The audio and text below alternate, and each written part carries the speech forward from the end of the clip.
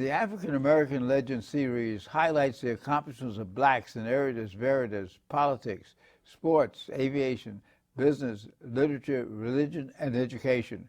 We'll explore how African Americans have succeeded in areas where they had been previously excluded because of segregation, racism, and lack of opportunity. I'm your host, Dr. Roscoe C. Brown, Jr., and with us today is Herb Boyd, feature writer for the New York Amsterdam News. How you doing today, Herb? Hey, good. Thank you, Roscoe. Well, this is primary season, and Right. the Amsterdam News, and everybody's talking about the primary. The main primary that the African American community in New York is concerned is Charlie Rangel's primary. Indeed. How do you think that's going? I think he'll do all right because you're talking about the Lion of Lenox Avenue, and he's been in office, 40 years now, and all these terms mean something to the electorate. I mean, people don't continue to send you back if you're doing something ineffective for them. So he's been a very, very effective congressperson for his district. This is, I think, the 14th district. And one of the things that makes him such an outstanding legislator is that he's moved right on up into the ranks there. So well, that's because seniority, I mean, come that's on. the seniority system. The thing that many people are saying that because of these allegations against him about taxes and so on, you can't trust him. But the fact is that Charlie Rangel has delivered and didn't benefit personally from any of those things that he's alleged to have been involved in.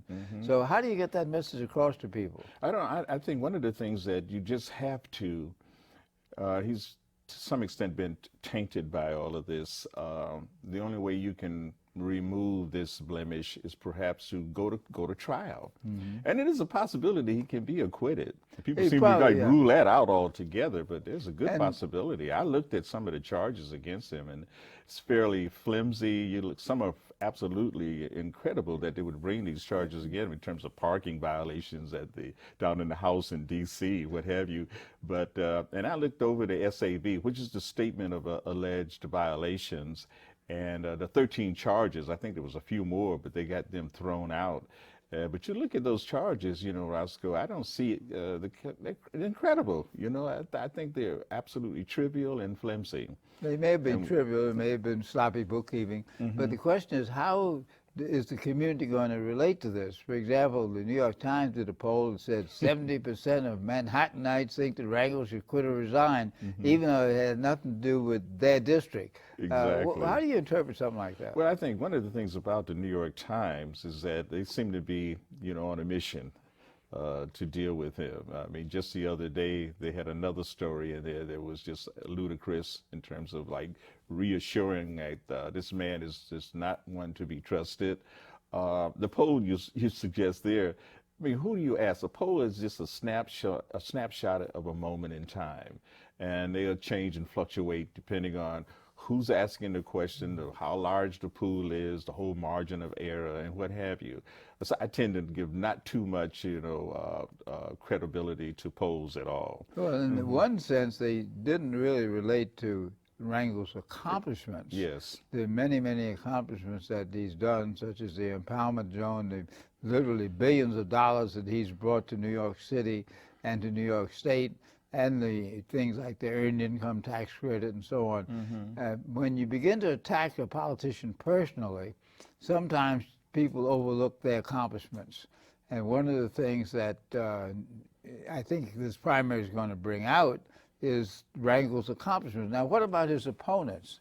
Does he have any really serious opposition? It's generally said that he doesn't. Well, one of the things, the more candidates opposing him in this race, they're going to detract from each other. Yeah, so their about numbers four candidates opposing. There's four out there running, and they had a recent debate at Convent Baptist Church, and first it was rumored that he wouldn't show up.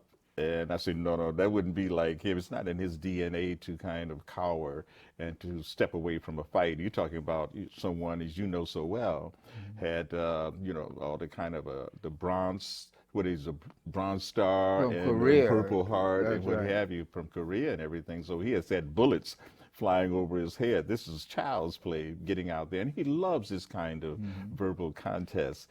And plus it's a money factor. I mean, they're saying that another story that came out in the paper just the other day, the amount of the money that he's raised that is being funneled and siphoned off to his lawyers and everything, and his these 13 violations against him. How much of that money, and whether or not, is that something? But there's nothing illegal about that. Clearly, one of the issues about politics is that when you set up a campaign fund, the fund is for promoting your campaign, protecting you against false charges, Exactly. or protecting yourself when you are charged. It's amazing that some people decide to run for public office. Now, what about his opponents? What, other than the fact that the public says that they ought to run, what do they bring to the table? Well, I mean, you look at the New York Times that ended up endorsing Joyce Johnson, who has really no political background whatsoever. I mean, she's seemingly be a very competent business person. And Vince Morgan, who's another one of the candidates who formerly worked, for Rango, and Adam Clayton Powell Ford. They see him pretty much as a front runner among all of the candidates going after him. Of course, you have Jonathan Ticini, who's the writers union. He's been involved in creating the writers union. He's the other candidate in there. I think Adam Clayton Powell, just in terms of name recognition, then Powell would tend to be the candidate, the real challenge in this case. But then, where's his money? And of course, he's not completely without flaws himself. Some of the charges brought against him. So if you go, I think most of the voters in Harlem have already made their minds up, Roscoe. Well, all I mean, the surveys it's gonna be indicate Rango. there's tremendous support, because the final turnout on primary day is the number of people who come out to vote. Yes. And that has to do with your vote turnout activity, people who come out, and people from 6 in the morning to 9 at night. Do you think it'll be a great turnout in that district? You're talking about, essentially, we're talking about midterm elections, and there's no presidential election, and there's no gubernatorial election as such, So what happens is that the number of people will probably be diminished. It won't be no turnout of any significance, I think. And then it's going to be hampered by the whole new voting system. And people are already complaining about that, What is the new voting system? Well, we go electronic. Yeah. From the old, let's pull the lever back, which most of us are familiar with. And now you have to go get ready for the small print, which of course is one of the complaints that people are making, that the directions are so small and minuscule that, particularly for us senior citizens, even the young people are complaining they can't read it. And so there's some things in there can be very tricky. I think this race may be flawed. This whole particular primary may be flawed by this whole new election process they put into effect. We should have had maybe a dry run or a rehearsal on some of this before we just throw it into the primary. Well, this situation. is a dry run. Yeah, right. In effect, it is. Now, there are other races in the state. There's the Attorney General's race, there's the Controller's race, and there are other races, the one in the Bronx with Espada. Yeah. How do you think this is going to play? Let's, as you say, midterm election. People are concerned about unemployment. They're concerned about the conservative movement. How do you think this is going to play in New York economy City? and what have you? Yes, I think one of the things with the Attorney General, I watched a debate the other evening, and I was impressed with Sean Coffey and some of his responses. I think Kathleen Rice, she served herself very well. And of course, Eric Schneiderman, who has been endorsed by the Amsterdam News, and apparently from that particular gathering that he's a front runner because everybody went after him. That's what that tells you who the front runner is. Who's the front runner jumper? You know that from track, like who's out front. Like how do you begin to gauge your distance and then catch up with that person? But they went after him in a very, very serious and severe way. I thought he handled himself very well. But I think the 600 or the 900-pound gorilla or elephant in the room is Andrew Cuomo. Who will he endorse? It seems to be early on that he was favoring Kathleen Rice, who was reelected as the district attorney in Nassau County, and so she has a little bit of a background there. And it would shore up Cuomo's own concerns about the gubernatorial race. At the same time, I think Eric Schneiderman has given his connection and his situation on the Upper West Side.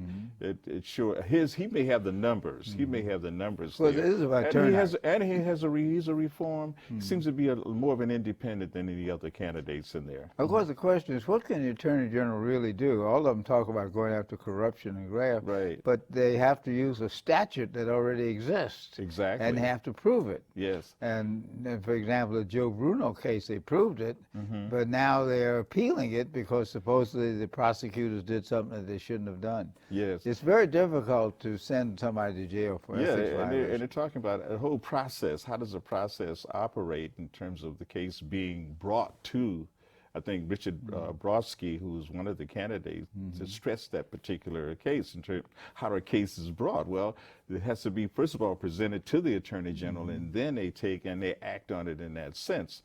And whether or not he will go after, certain members in the state legislature, if it's a Democrat, if it's a Republican, how independent are you? So it's a number of issues to be considered from a legal standpoint as well as from a political standpoint. Well, many people in the general public don't understand that politics has to do with the relationship between other politicians. You can't get a law through just by yourself. You have to convince other people to do it. You have to get the other party to at least not oppose it too much. So how do we educate the general public about this? Because so much of the education politically is about corruption. They say the politicians are bad. They're all in it for themselves. Maybe some are. But there are a number of people who really believe in serious issues about health care, about criminal justice. For example, when they reduced the penalty for the Rockefeller drug law, that was a very positive thing. Which Schneiderman claims, credit for that. He quickly jumped on that. Well, a lot of people claim credit for that, including Governor Patterson. Exactly. Now, let's look at... I think it's the education, in terms of how we educate the voting populace out there, and the media has to do a lot. Yeah, you have a lot of responsibility. We have a lot of responsibility and obligation, I think, to really educate the voting public. Well, part of it is getting the facts out, and not just one side of the facts. Yes. There's a positive and there's a negative to every. Well, if it bleeds, it leads, activity. Roscoe. For example, with the health care legislation that requires mandated health insurance for everybody, some people said, you can't make me do this. But then some other writers say, well, look, what about automobile insurance? Yes. There was a time when you didn't have mandatory automobile insurance. So what is for the greater good? And I think the issue is, well, how do you interpret the greater good? Well, that's a very interesting question. I think one of the things about the whole healthcare reform situation is that so much of it won't kick in until 2014. That's right. And we always talk about what's the immediate. Just recently, you had President Obama, and I imagine we'll talk about him in a few shakes here. He's pushing now very hard, and I think it's about time he did that, in dealing with the middle class and stressing jobs. Let's get some jobs. Jobs, and what have you. And at the same time, he was obsessed, with getting this health care reform through, almost to the ignoring a number of other critical issues out there. I'm sure that if he'd have flipped the script and went to the jobs thing and the more immediate, things, for voters. Let's look at that. The Obama has been criticized for not dealing with jobs in the economy. I was reading an economist who said this problem has been festering for 30 years. The movement from a manufacturing economy to a technology economy. And then when you put in the stimulus, which saves the banks, then people are concerned, well, what's in it for me? Then he proposes a road building and an infrastructure project, and the Republicans say, why are you spending money on that? Why don't you just give them the money? Kind of like a no-win situation for and the best thing is to give tax breaks to very rich people with the assumption that they'll invest. And of course, almost every economic analysis shows that the Bush tax breaks did not help their economy, they increased the deficit. So the question is, how does someone like Obama educate the public? Some of this is public relations, Sure. some of it is personality, and some of the strategy. If you were advising Obama, what would you advise him to do, Herb Well, Boyd? I wish he would listen to some of the people here on the grounds, and I think that's one of the things that's possibly missing from his whole team, is to have someone really on the ground and not be surrounded with a select number or crew that's out of Chicago, or someone who's not connected with the Ivy League, because he was a community organizer, so he has some feel for that. He goes off to these elite schools in the Ivy League, so he has a feel for the elite in this country. But there's that middle class in there. You need to have someone there, and I think Jim Clyburn said it very well. You need to have someone there. I mean, the Shirley Sherrod incident is indicative of this here, of having someone that can say, look here, I can tell you about what's happening on the ground. And what I would say to him is, one of the things he's doing right now, and certainly I applaud it, is beginning to stress this whole question. He went to Milwaukee, he went to Cleveland, he rolled up his sleeves, he unbuttoned his collar, he began to talk to the middle class out there and what they really need. He got to bring these independents back in. He's got to get the under 30 voters all hepped up and riled up, as he did, during the presidential campaign. He got elected on the basis of faith and hope. Oh, yes. He sold faith in how we're going to break the system. The problem is this system's been in place for 250 years, and it's hard to break it. Yeah. So if you were a political advisor, what would you have suggested he do with the economy? Well, I think one of the things about the economy is, of course, is jobs first. The backbone of this country always has been the small businesses. We have to get them rolling again. So many of them, because of the downturn in the economy, the whole stimulus thing, it didn't trickle down to them. Wall Street got the real benefit of that. The Main Street was kind of left out in the cold. So something has to be done to shore up the small business, which is really the backbone, because we've lost the manufacturing base in this country. You talked earlier about the high-tech situation. How do we begin to prepare? Education is part of it, as you know so well. Yeah, but as you know, unemployment is directly related to education. There are more people with low education, although there's some people with higher education who are under or unemployed as well. Very direct correlation. I guess the issue is, to what extent is his being an African American who's president made it more difficult for him to get his message across and easier for people who are against him to sort of subtly play the race card against him? But one of the How things has that been? Well, we cannot ignore, the simmering aspects of the incipient racism in this country. It hasn't gone anywhere. And the fact they call him a Muslim. Oh, man, I mean, it's amazing that you can, like we were saying earlier, like 18 to 20% believe that he's a Muslim. And of course, there's another large percentage believe that he's a socialist. I think he's trying to explain that he's a Christian. But that's because he's African American. I mean, I guess the question becomes is how much of this criticism he would be receiving if he was not African American. How much could he do? He could probably, if we had a white liberal in there, let's return to the Clinton administration to some degree, and how he could do a lot of things for the African-American community without any kind of reservations. But remember when we had a white liberal, Bill Clinton, and that the Republicans took back to Congress in 1994. Oh, yeah. Well, that's the danger we face right now. I mean, something like, 39 seats, if they can swing those off, the Republicans gain control of the House. I think 9 or 10 Senate seats, and they got control of the Senate.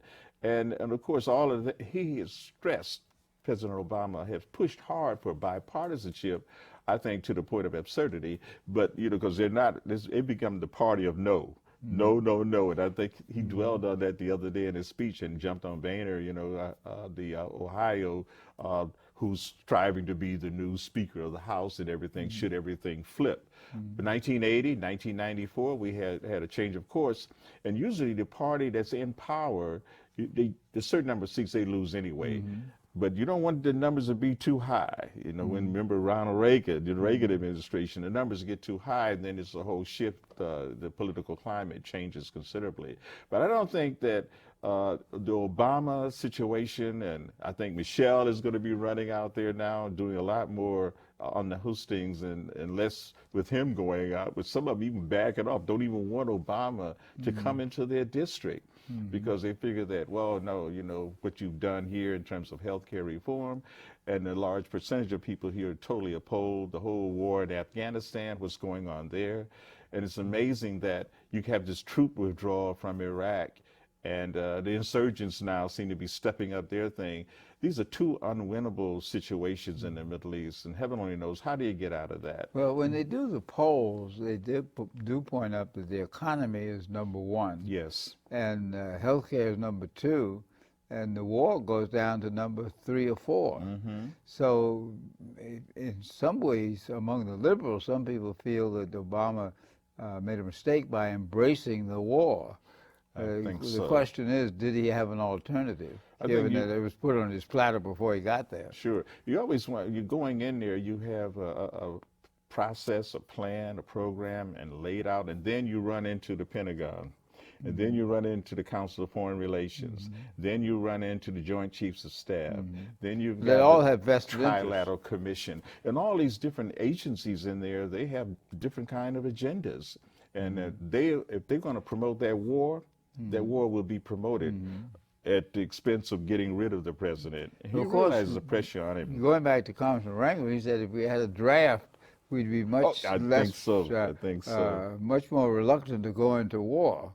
And he's probably right about that. That's a leveling effect. Remember during the Civil War in this country, when they finally instituted the conscription laws, and that all of these here rich and powerful, to avoid the war, they could buy them they could give somebody $300 and they don't have to go off to fight. Which created the draft riots in 1863, right here in New York City. Exactly, 1863. It was very devastating, one of the largest in this country.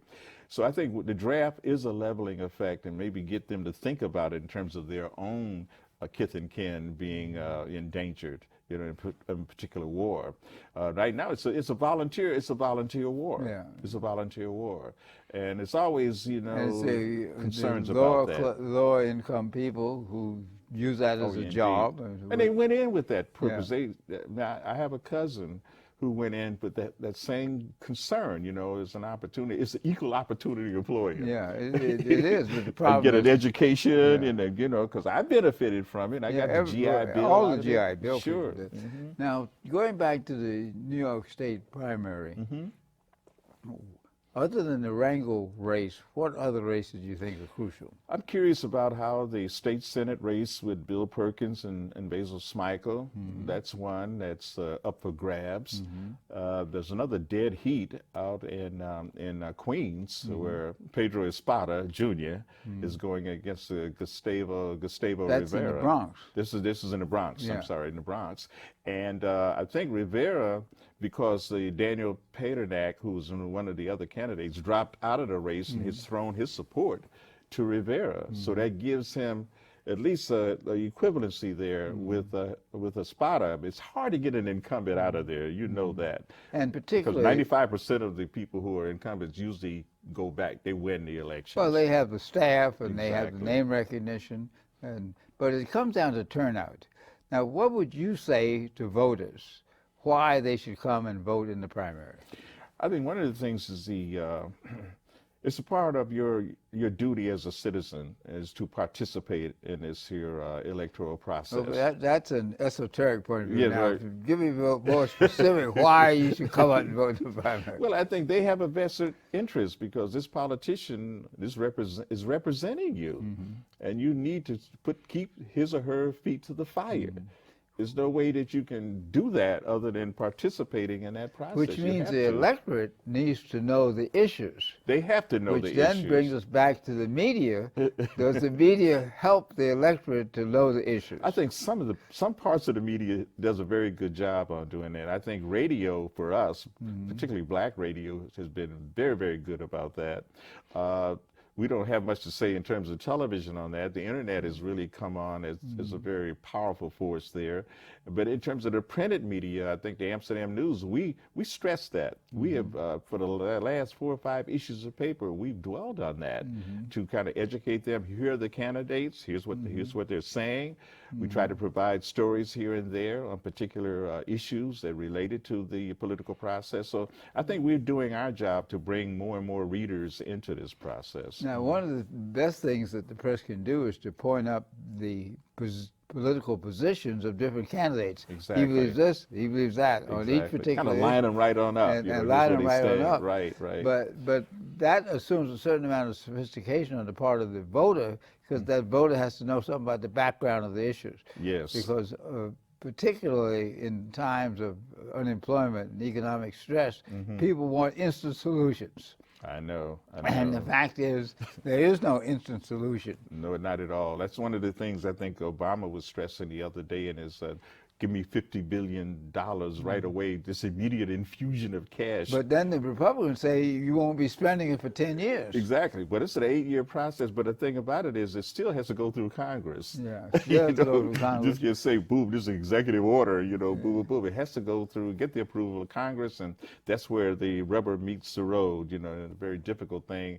The Republicans have been absolutely abstinent about participating in anything. They resisted health care reform, forced us out of the public option plan. And that's why people in the audience should go out to vote on primary day. That's why they should read the Amsterdam News and other papers that talk about the political issues that affect New Yorkers and affect this country. Today on African American Legends, we've been talking with Herb Boyd from the Amsterdam News about politics in America, politics in New York, politics in Harlem. Thanks for being with us today. It's a pleasure, Roscoe, always.